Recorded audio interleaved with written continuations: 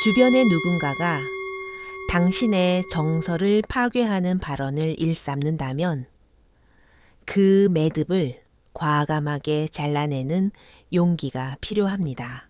석가모니의 가르침입니다.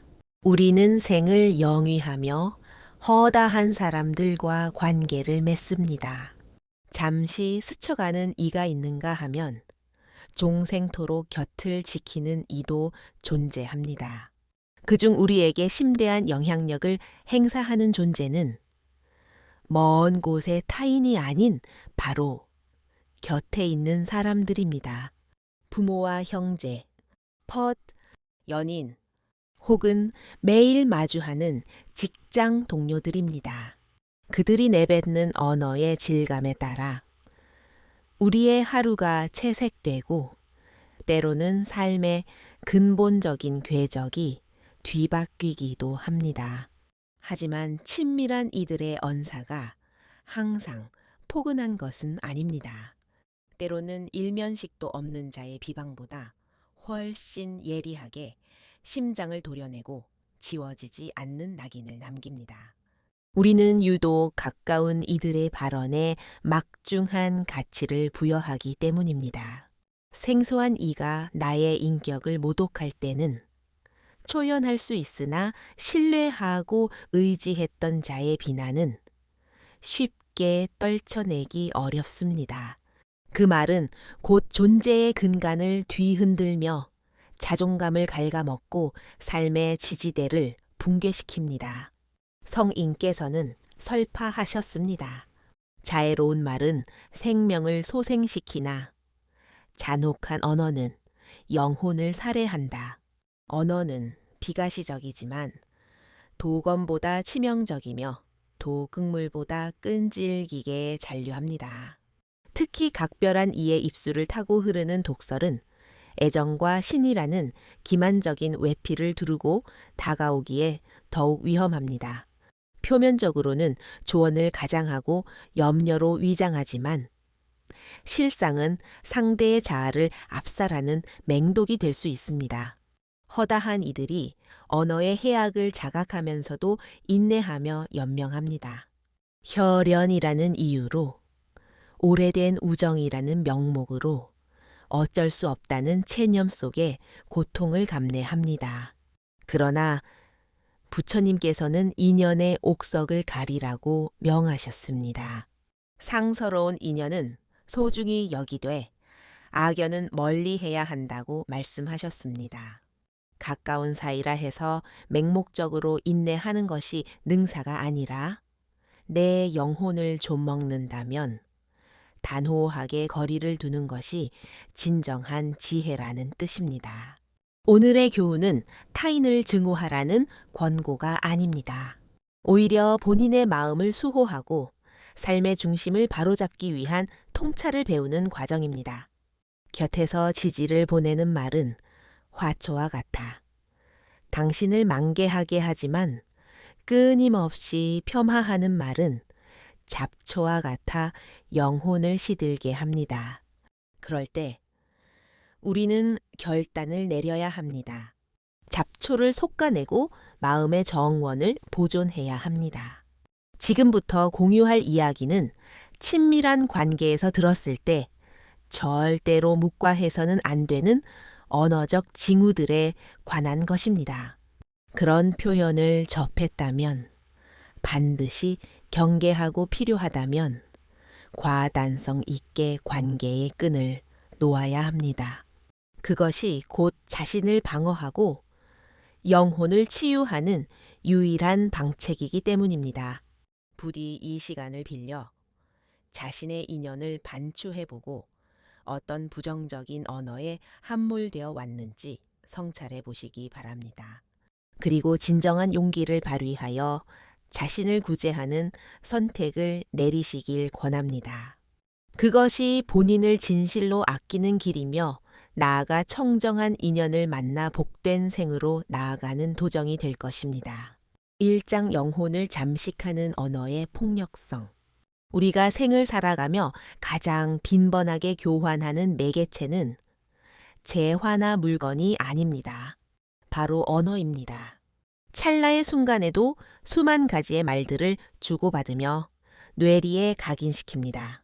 그런데 그 말들이 우리의 운명에 어떤 파동을 일으키는지 심도 있게 고찰해 본 적이 있습니까?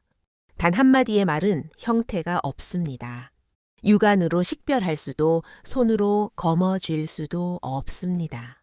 그러나 그 무형의 존재가 마음이라는 대지의 씨앗으로 심겨 환희의 꽃을 피우기도 하고 고뇌의 가시덩굴이 되기도 합니다.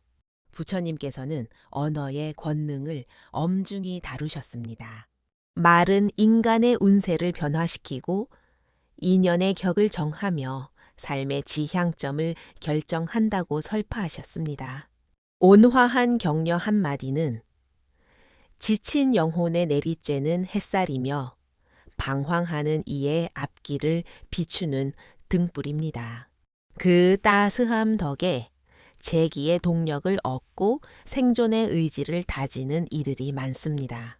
그러나 반대로 독성을 품은 언어는 예리한 칼날보다 깊게 내면을 난도질하고 무형의 흉터를 새깁니다. 특히 믿음의 대상이었던 이에게 받은 상처는 더욱 참담한 흔적을 남겨 쉽게 치유되지 않습니다. 언어는 단순한 공기의 진동이 아닙니다. 말은 심장을 박동하게 하고 관념을 개조하며 행동의 질서를 구축하는 동력입니다. 타인에게 너는 충분히 해낼 수 있다는 고무적인 발언을 들으면 저절로 용기가 분출됩니다. 반면 너는 불가능할 것이라는 부정의 언사를 접하면 시도조차 하기 전에 의욕이 꺾입니다. 이처럼 말은 눈에 보이지 않지만 가시적인 현실을 잉태하는 배양토가 됩니다. 여기서 심각한 결함이 발생합니다. 가장 친밀한 존재가 지속적으로 독성 언어를 내뱉는다면 그것은 단순한 찰과상을 넘어 삶의 전반을 황폐화합니다. 마치 매일 극소량의 비소를 섭취하는 것과 같아서 초기에는 징후가 미미해 보이지만 시간이 누적될수록 심신을 서서히 붕괴시킵니다. 그 도정에서 자존감은 휘발되고 생계 활력은 소멸하며 끝내 본인조차 자신을 불신하게 됩니다. 부처님께서는 자신을 파괴하는 언어와 인연은 필히 차단하라고 교시하셨습니다. 그것이 비록 혈육일지라도 혹은 유구한 세월을 함께한 벗일지라도 내 삶을 질병으로 몰아 넣었는다면 분별력을 발휘하여 격리해야 합니다. 인연을 고수하는 것보다 자아를 보호하는 것이 더욱 근원적인 책무이기 때문입니다. 복기해 보십시오.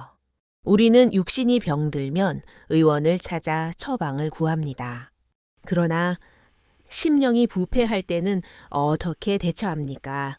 대다수는 무조건적인 인내를 선택합니다. 가까운 사인이 이해해야 한다고 언젠가는 개과천선할 것이라고 자위합니다. 하지만 그 찰내도 독소는 차곡차곡 축적되어 영혼을 잠식합니다. 마음을 해치는 말은 4가지의 전형적인 속성을 지닙니다.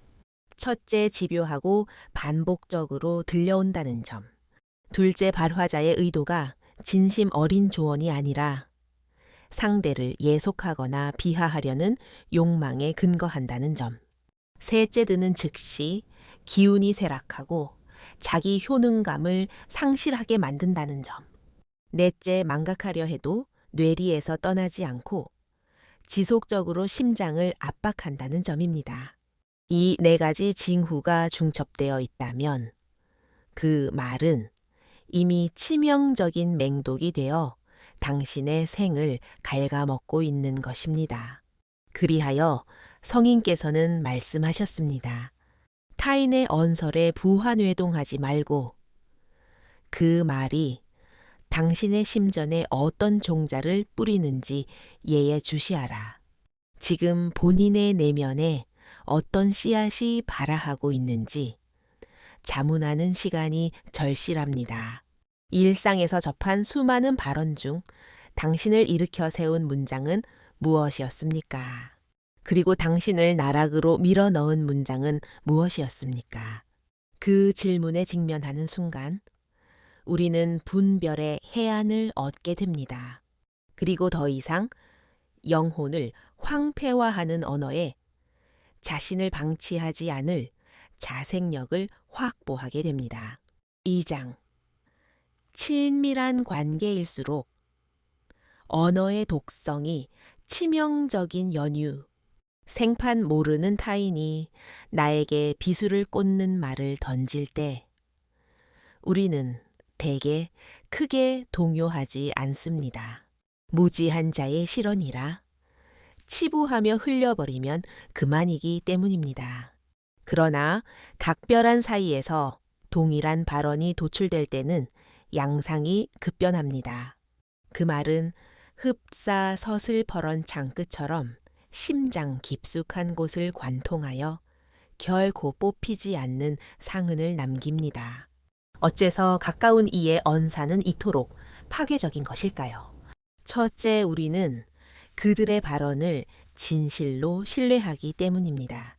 가족이나 친후 반려자의 언어는 타인의 그것보다 훨씬 높은 개연성을 지닌 것으로 수용하려는 경향이 있습니다. 나를 잘 아는 사람이니 저 지적도 타당할 것이라는 착각이 독서를 조언으로 둔갑시키고 결국 자기 확신을 거세합니다. 둘째, 친밀한 이의 언어는 반복적으로 고막을 두드리기 때문입니다. 행인의 폭언은 단발성으로 종료되지만 매일 동행하는 이의 독설은 동일한 자극을 끊임없이 재생산합니다.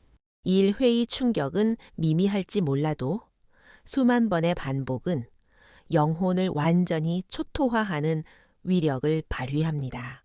셋째, 가까운 이의 평가는 우리의 자존감과 정체성을 형성하는 거울이 되기 때문입니다.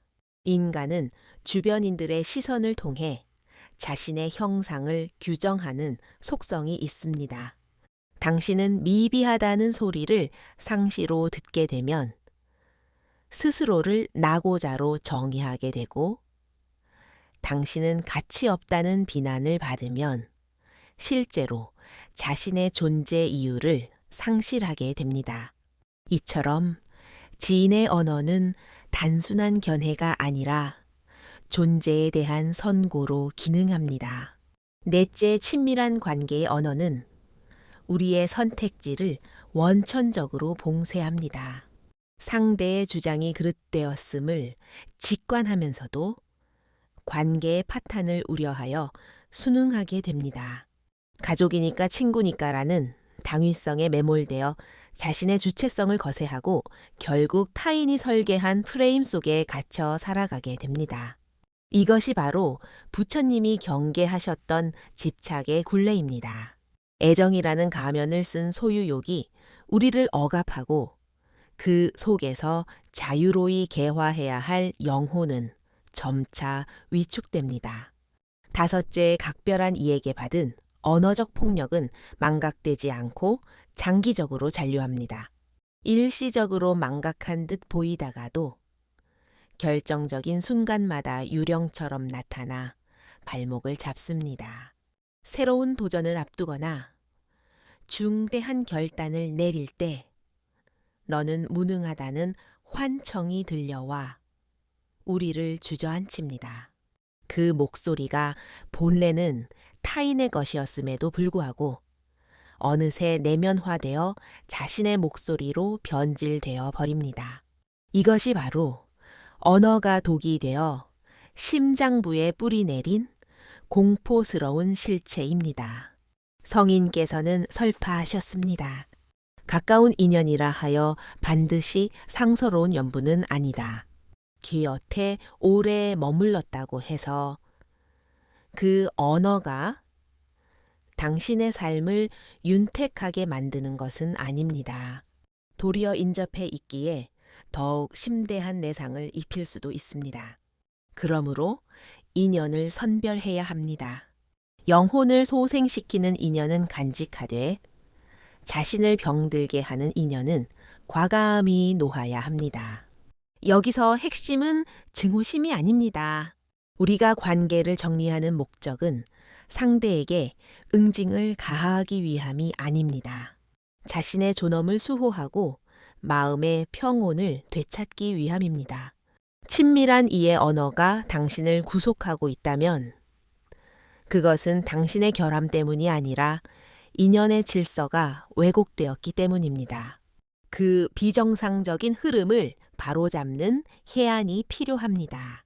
성찰해 보십시오. 당신은 지금까지 어떤 언어의 홍수 속에 잠겨 있었습니까? 그 수많은 말들 중 당신을 고무시켰던 표현은 무엇이었습니까? 그리고 당신의 날개를 꺾어버린 표현은 무엇이었습니까?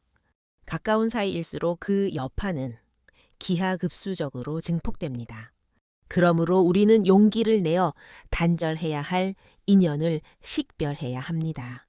지금부터 우리는 그 구체적인 언어적 징후들을 하나씩 파악해 나갈 것입니다. 그리고 왜 그런 말을 들었을 때 과감하게 거리를 두어야 하는지 그 당위성을 함께 고찰하겠습니다. 3장. 단호히 거부해야 할 언어. 첫째, 당신의 실패를 확증 편향하는 저주. 인간은 누구나 생애 도전계에서 크고 작은 시련을 마주합니다. 그러나 그 좌절은 우리를 파멸시키기 위한 것이 아니라 재기의 지혜를 체득하기 위한 통과 의례일 뿐입니다. 한 번 넘어졌다고 해서 종막이 아니며 실패의 경험이 존재, 전체의 패배를 규정짓는 근거가 될 수는 없습니다. 하지만 측근으로부터 당신은 늘 낙오할 것이라는 단언을 듣게 되면 그 순간부터 영혼은 심각한 괴사에 직면합니다. 왜냐하면 이 발언은 단순한 평가를 넘어 존재 자체에 주홍 글씨를 새기는 행위와 같기 때문입니다. 과거의 실수를 언급하는 것은 상황에 대한 기술에 불과합니다. 그러나 당신은 언제나 실패할 존재라는 낙인은 그 사람의 잠재력까지 말살하는 악의적인 예언이 됩니다. 찰나의 과거를 빌미로 도래하지 않은 미래 전체를 감금해버리는 독선적인 언사입니다. 부처님께서는 말씀하셨습니다. 인간은 찰나의 과오로 무너지는 것이 아니라 그 과오를 붙들고 자신을 속박할 때 비로소 파멸한다. 실패가 우리를 파탄내는 것이 아니라 실패를 숙명으로 수용하게 만드는 부정적인 담론이 우리를 잠식하는 것입니다. 그리고 그 발언의 주체가 가장 가까운 이라면 그 위력은 파멸적입니다. 한 유년의 아이를 가정해 봅시다. 시험에서 고배를 마셨습니다. 그 찰나의 부모가 일갈합니다. 너는 태생적으로 무능해. 너는 늘 낙오할 거야. 그 발언은 단순히 성적의 부진을 논하는 것이 아니라 아이의 무궁무진한 가능성을 거세하는 가위가 됩니다. 아이는 더 이상 도약하려 하지 않고 스스로를 불신하는 감옥에 갇힙니다. 결국은 실패라는 사실이 아니라 실패를 확언하는 언어가 아이의 생을 파국으로 인도하는 것입니다. 이 언사의 공포는 미래를 찬탈한다는 점에 있습니다. 인간은 누구나 진화할 수 있고 재기할 수 있으며 산기한 경로를 개척할 수 있습니다. 그러나 너는 늘 실패할 존재라는 단어는 그 모든 가능성을 원천 봉쇄합니다. 내가 시도하는 모든 행위가 헛될 것이라는 최면을 걸어 실행에 옮기기도 전에 의지를 박살냅니다. 혹시 당신도 이와 유사한 독설에 노출된 적이 있습니까? 새로운 도약의 순간에 누군가의 음성이 고막을 울립니다. 너는 안 돼. 전에도 늘 실패했잖아. 그 목소리가 본래는 타인의 것이었지만 결국 내면에 정착하여 자신의 자아처럼 군림하게 됩니다. 그때부터는 외부의 압박이 아니라 본인의 마음이 스스로를 가두는 창살이 됩니다. 성인께서는 과거는 기왕의 것이요. 미래는 미지의 영역이다. 오직 현존하는 의지만이 길을 개척한다고 설파하셨습니다. 그러므로 실패를 확언하는 언어는 우주의 진리에 위배됩니다. 인간은 부단히 변모하며 현재의 결단에 따라 미래는 찬란하게 열리기 때문입니다.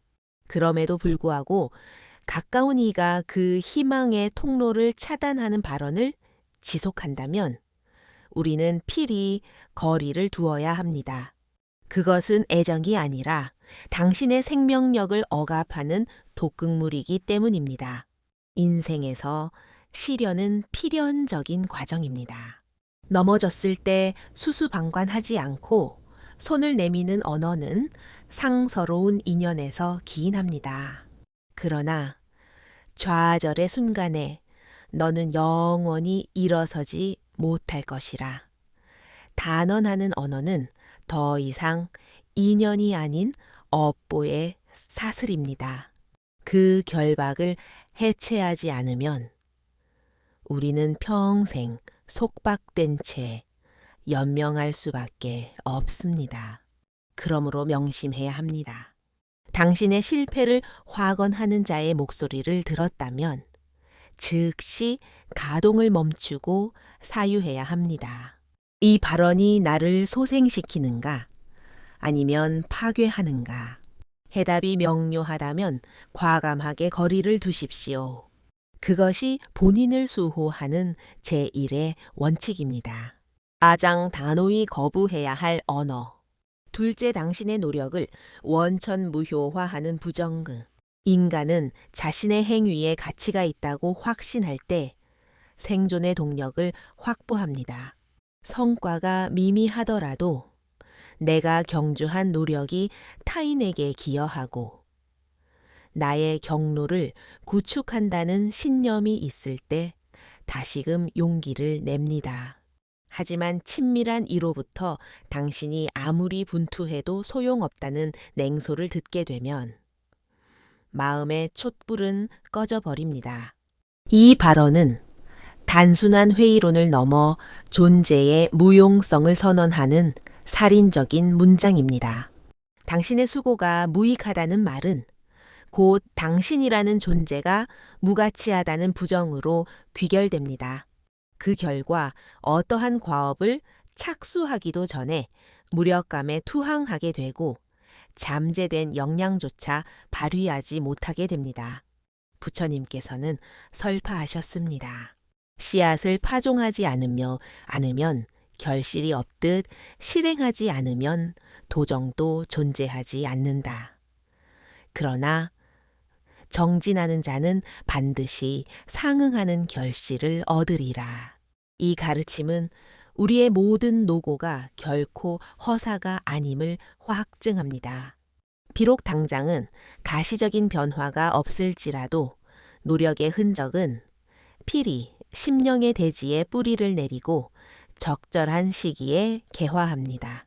그런데 아무리 노력해도 소용없다는 발언은 이 지고한 진리를 부정하고 씨앗이 발아하기도 전에 짓밟는 행위입니다. 고찰해 보십시오. 한 아이가 서투른 솜씨로 그림을 그리고 있습니다. 조형미는 부족할지라도 그 순간의 몰입은 성장의 기록입니다. 그런데 측근인 성인이 일갈합니다. 네가 아무리 그려봐야 재능이 없으니 소용없어. 아이는 그 즉시 붓을 놓게 됩니다. 역량이 부족해서가 아니라 독설이 가능성을 거세했기 때문입니다. 조직 사회에서도 마찬가지입니다. 성실하게 직무에 임하며 최선을 다했음에도 동료나 상급자가 네가 해봐야 바뀌는 건 없다고 조롱한다면 그 사람의 열정은 급속히 식어버립니다.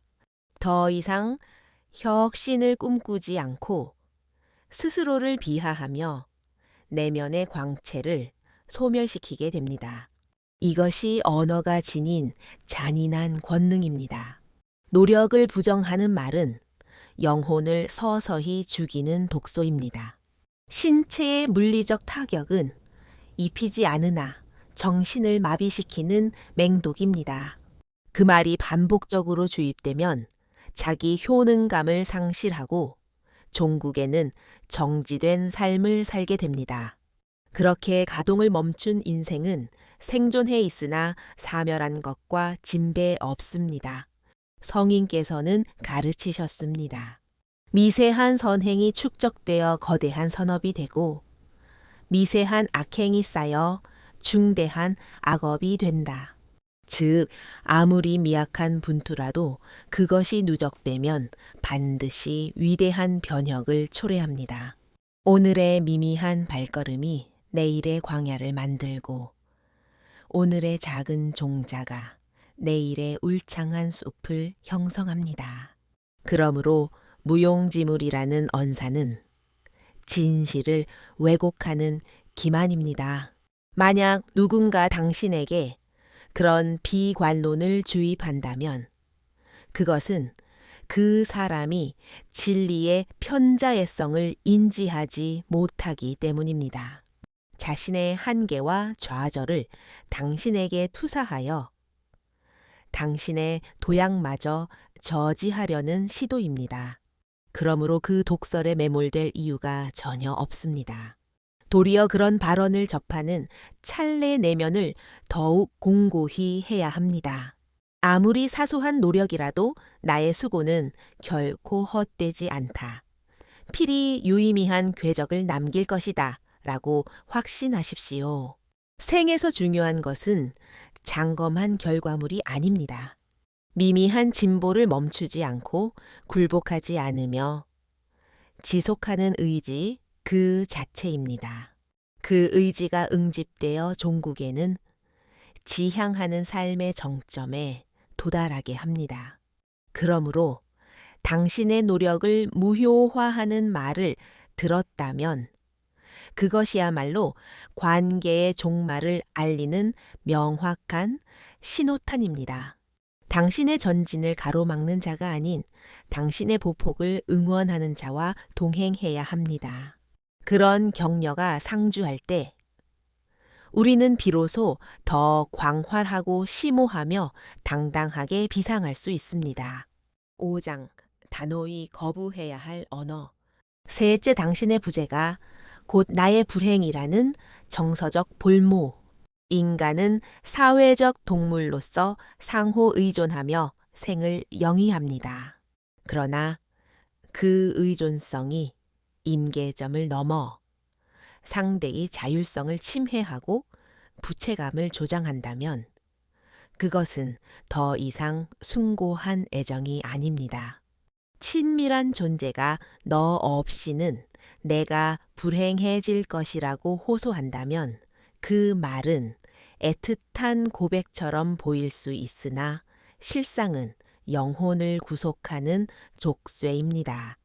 왜냐하면 이 발언의 기저에는 본인의 정서적 안녕을 상대에게 전가하려는 교묘한 의도가 내포되어 있기 때문입니다. 그 사람의 희로애락과 생존의 책임이 오롯이 당신의 어깨에 지워지면서 당신은 끊임없는 죄책감의 굴레에 함몰됩니다. 내가 이탈하면 저 사람이 파멸할지도 모른다는 공포 때문에 원치 않는 관계를 지속하며 자신을 희생하게 됩니다. 부처님께서는 설파하셨습니다. 모든 유정물은 각자의 업에 의해 존재하며 스스로의 작용에 의해 결실을 맺는다. 즉, 각자의 안녕은 자신의 심상과 행위에서 발현되는 것이지 타인의 존재 여부에 종속되는 것이 아닙니다. 그럼에도 불구하고 너 없이는 불행하다는 언사는 이 보편적 진리를 거스르며 상대의 생을 겁박하고 자아의 자유를 약탈합니다. 초기에는 헌신적인 애착으로 오인될 수 있습니다. 당신은 나의 전부다. 당신이 없다면 내 생은 암흑일 뿐이다. 그러나 시간이 경과할수록 이 표현은 막중한 부채가 됩니다. 상대의 기색을 살피지 못하면 즉시 대역죄인이 된 듯한 압박을 느끼고 자신의 욕망을 거세하면서까지 상대의 정서를 봉양하게 됩니다. 종국에 당신의 생은 소멸하고 오직 타인의 감정을 지탱하는 지지대로 전락합니다. 더욱 심각한 폐해는 이 과정에서 정체성을 상실한다는 점입니다. 당신은 주체로서 존재하지 못하고 누군가의 행복을 담보하기 위한 그림자로 연명하게 됩니다. 세월이 흐를수록 내면의 불만과 비애는 축적되지만 이미 죄책감이라는 견고한 사슬에 결박되어 탈출을 포기하게 됩니다. 그것은 연분이 아니라 집착이며 인연이 아니라 구속입니다. 반추해 보십시오. 측근이 당신을 향해 이런 정서적 협박을 일삼을 때 당신은 진정 자유롭습니까? 환희의 순간에 진심으로 웃을 수 있고 지향하는 경로를 거침없이 보행할 수 있습니까? 아니면 시종일관 상대의 눈치를 살피며 자신이 이탈했을 때 벌어질 파국을 우려하여 스스로를 도륙하고 있습니까? 만약 후자라면 그것은 이미 병적인 예속 관계에 불과합니다. 성인께서는 해방과 자유를 최상의 가치로 여기셨습니다. 진정한 자애는 상대를 해방시키고 상생을 도모하는 것이지 상대를 포획하고 죄책감으로 길들이는 것이 아닙니다. 너 없이는 불행하다는 일갈은 결국 타인의 생을 지배하려는 비겁한 욕망의 산물입니다. 그리고 그 탐욕은 당신의 영혼까지 황폐화합니다. 그러므로 우리는 준엄하게 분별해야 합니다. 타인이 나에게 의지하는 것은 자연스러운 섭리이나 그 의존이 나의 실존을 위협하는 순간 그것은 반드시 척결해야 할 마귀의 언어입니다. 부채감에 함몰된 생은 결코 복된 도정이 될 수 없습니다. 다 내가 주체로서 자유로울 때 비로소 타인도 진정한 자립을 체득할 수 있고 그때야 비로소 두 영혼은 건강한 연대를 형성할 수 있습니다. 만약 현재 이런 정서적 가스라이팅에 노출되어 있다면 마음의 심연에 비석을 세우십시오. 나는 타인의 행복을 책임질 의무가 없다. 각자의 안녕은 각자의 마음밭에 달려 있다. 이 결단은 비정하게 거리를 두는 행위가 아니라 올바른 경계선을 구축하는 지혜입니다. 그 명확한 경계 위에서만 진실한 애정과 건강한 인연이 발화할 수 있습니다. 그러므로 명심하십시오. 너 없이는 내가 불행하다는 기만적인 호소에 매몰되지 마십시오.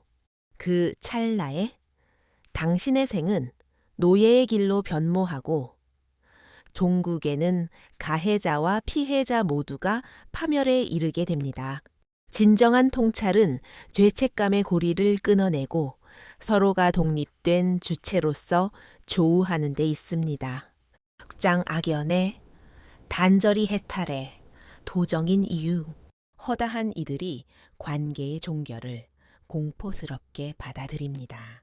측근과 거리를 두는 행위를 비정하고 무정한 처사하라 치부하며 스스로를 검열하기 때문입니다. 그리하여 고통을 수반하는 관계임을 자각하면서도 미련하게 집착하며 연명합니다. 그러나 부처님께서는 집착의 포기가 곧 해탈의 문이라고 설파하셨습니다. 이 가르침은 모든 인연을 파기하고 고리무원의 길을 거두라는 선동이 아닙니다. 오히려 정토와 같은 인연을 선별하고 영혼을 파괴하는 악연을 방하착하라는 지혜의 권고입니다. 고찰해 보십시오. 당신을 무너뜨리는 비방 가능성을 거세하는 독설 죄책감으로 결박하는 협박, 이런 언사가 상주하는 관계는 당신을 해방시키지 않습니다. 도리어 실존을 속박하고 심성을 부패시키며 영혼의 질서를 교란합니다. 이 예속 상태에서 이탈하지 못한다면 당신은 어떠한 고행을 거치더라도 진정한 편곤에 도달할 수 없습니다. 이것이 바로 악연의 단절이 해탈로 향하는 필연적인 관문인 까닭입니다. 성인께서는 말씀하셨습니다.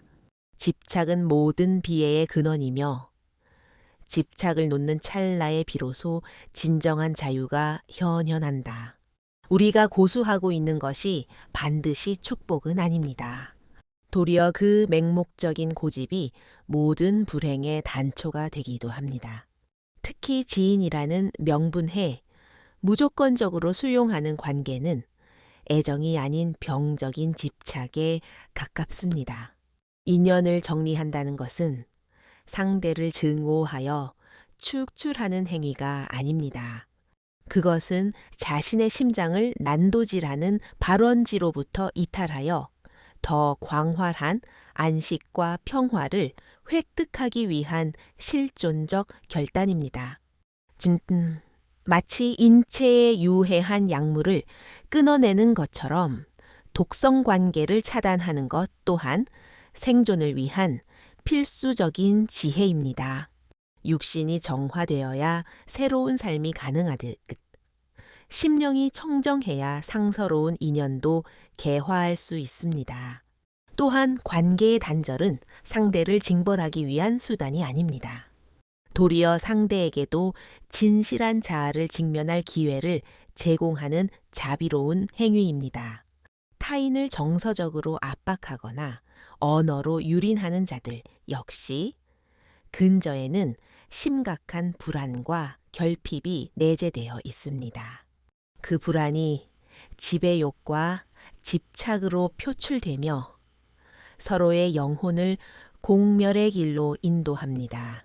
관계를 정리하는 순간 당신뿐만 아니라 상대 역시 그 파괴적인 관성에서 이탈할 수 있는 계기를 얻게 됩니다.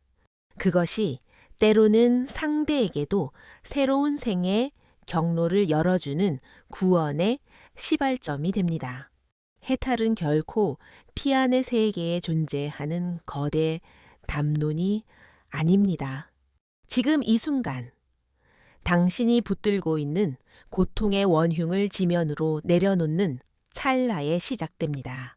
그것이 물질에 대한 탐욕이든 명예에 대한 갈망이든 혹은 파괴적인 인연에 대한 집착이든 이를 과감히 방치할 때 심령은 경량화되고 참된 해방이 찾아옵니다. 인연을 끊어내는 데는 막중한 용기가 수반됩니다. 우리는 본능적으로 고립을 두려워하는 속성이 있기 때문입니다. 이 사람마저 사라지면 나는 광야에 홀로 남겨질 것이라는 공포가 우리를 악연의 소굴에 머물게 합니다. 그러나 부처님께서는 설파하셨습니다. 고독을 경외하는 자는 영원히 고통의 굴레에 머물지만 단독자로 우뚝 설 줄 아는 자는 우주 어디서든 안식을 취한다. 잠시의 외로움을 감내하는 기계가 당신을 영원한 자유로 인도하는 유일한 도정입니다. 혹시 지금 이별을 직감하면서도 차마 결단하지 못해 스스로를 난도질하고 있습니까? 그렇다면 내면의 거울에 대고 선언하십시오. 나는 증오의 감정으로 떠나는 것이 아니라 나의 존엄을 수호하고 더 고결한 안식을 위해 이 매듭을 푼다. 이 결연한 의지가 바로 해탈의 서막입니다. 관계를 청산하는 것은 고통의 연쇄, 고리를 끊는 성스러운 과업입니다. 그 찰나에 당신의 심령은 더 이상 억눌리지 않고 새로운 도약을 준비할 수 있습니다. 그 도정 위에서 우리는 진정한 안식과 해탈의 향기를 맡게 될 것입니다. 7장 상서로운 인연을 영접하는 해안과 심령의 치유. 관계를 정리하는 것은 소멸이 아닌 창조의 시작입니다. 독서를 일삼으며 영혼을 유린하던 악연을 방류하면 그 공백의 공간에 반드시 정화된 인연이 도래합니다. 그리고 그 새로운 연분은 과거의 폐습과 달리 당신을 지지하고 소생시키며 함께 진화할 수 있는 생명력 있는 관계가 됩니다. 부처님께서는 설파하셨습니다. 지혜를 갖춘 자는 현자와 동행하고 우매한 자와는 거리를 두라. 당신의 주변에 어떤 인격체들이 상주하느냐에 따라 생의 향방은 극명하게 갈립니다. 고결한 인연과 동행하면 심령은 광명으로 충만해지고 난관은 해소되며 삶은 풍요의 결실을 맺습니다.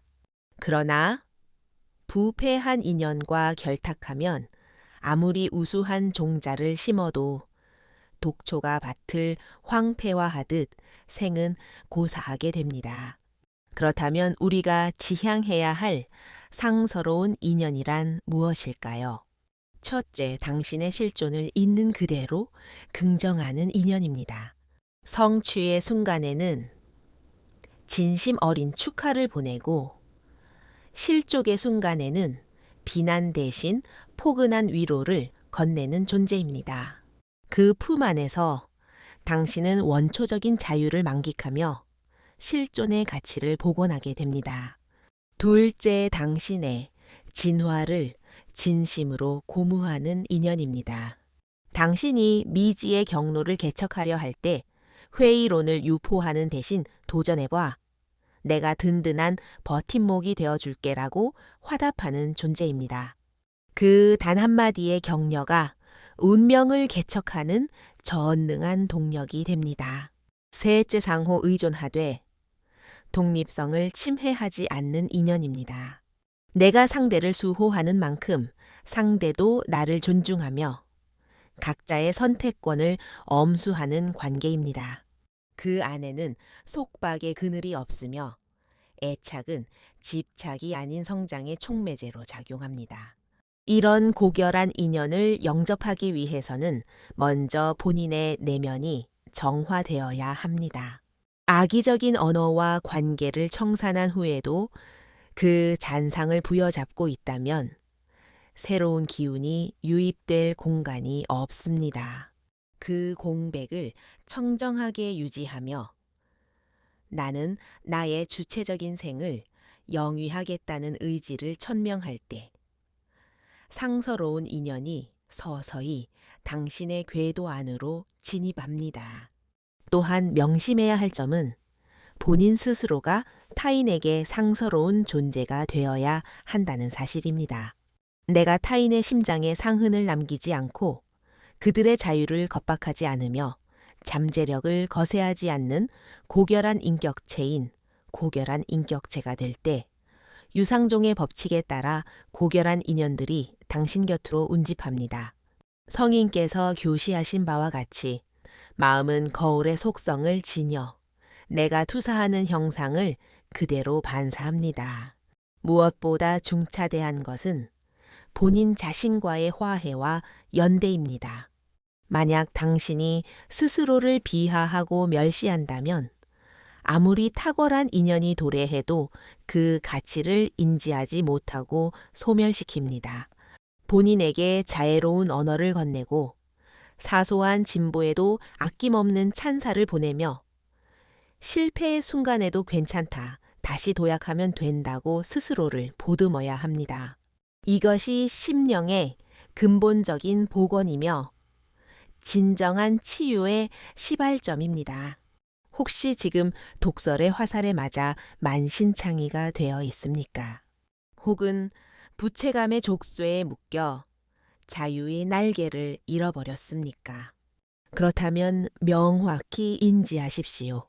관계를 끊어내는 기계는 증오에서 발현되는 것이 아니라 더 광대하고 숭고한 자애심에서 기인하는 것입니다. 본인을 사랑하고 자신의 생을 존중하며 실존을 지켜내기 위한 거룩한 투쟁입니다.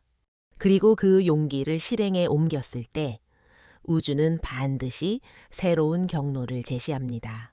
그 광야 위에서 우리는 청정한 인연들을 조우하게 되고 더 이상 상흔이 아닌 위로와 격려를 교환하며 공존하게 됩니다.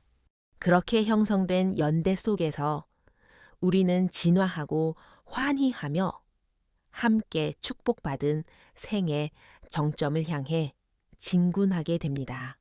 부디 오늘의 이 가르침을 거울 삼아 자신의 주변 인연들을 냉철하게 투영해보고 고수해야 할 관계와 방생해야 할 관계를 분별하시기 바랍니다.